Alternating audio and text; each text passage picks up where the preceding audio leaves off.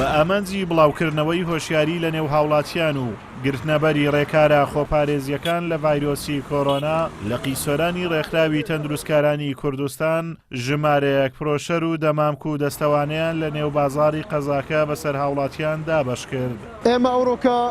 زۆر بە پێویستمانزانی بۆ ڕوبەڕووبوونەوە لە کۆڕۆنا لە ژێر ناونیشانی فریشتەکانی میهرەبانی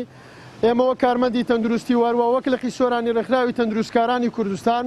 بارچی سەرشانی خۆمانەزانین کەوە خۆبەخشانە هەستاین بە تەوزیعکردنی 600 بڵاوکراوەی تەندروستی و واروە 600 دەمامک و دەسوانە بەسەر هاوڵاتیان و واروە ئەو سایقەکانی ئەم دەڤەرە بۆ ئەوەی کەمێک لە معاناتی خۆپارێزیان فێر بکەین و واروەها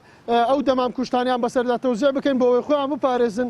لە ڤایرۆسی کۆڕۆنا واروە گرنگی بە خۆپارێزی بدەن. لای خۆشیانەوە هاوڵاتیان دەستخۆشی خۆیان ئاراستەی ڕێکخراوی تەندروستکارانی کوردستان کرد کەوا لە خەمی تەندروستی هاوڵاتیانن لە پێناو پاراستنی کۆمەلگا و سەلامەتی گیانی خۆیان هاوڵاتیان بەڵێنی پابەندبوونیان بە ڕێنمایە تەندروستیەکاندا. بەخێربن سەر چاوە وڵای شتێکی باش دەکەن ینی بەڕاستی خۆپاراستن لەو نەخۆشیە زۆر گرینگە زۆر بەڕاستی خاصە لە خەڵکی سۆران و دەوڵای دەستخۆشیان لێ دەکەن کە ئەو شتانە تەوزیعەکە لەسەر ئەو خەڵکەی و زۆر بەمنونیانی دەستیان خۆش بیتن شەشی باشەکەن بەڕاستی زۆریش زەرورە خۆ بپارێزن بەڕاستی ئێستا زۆر زەرورە بەڕاستی ئێستامە دوکاندارین نازانین کۆ خۆ بپارێزین بە هەموو شتەوە خۆ پارێزین بەتەبای خۆی دەستخۆشیان لێکەین لەو بەڕێزانە کە ڕێنمایی خەڵکەکەن بۆ تەندروستی خەڵکی یعنی بەڕاستی کە مەسەلەن کە ئەو شتانە بەسەر خەڵکیدا دابەشەکەن و ڕێنمایی خەڵکەکەن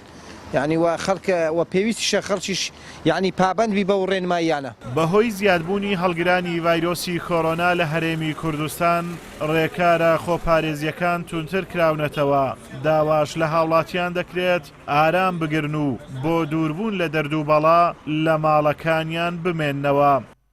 ئازاد ئۆمەراوی کەناڵی ئاسمانی پەیام قەزای سۆران.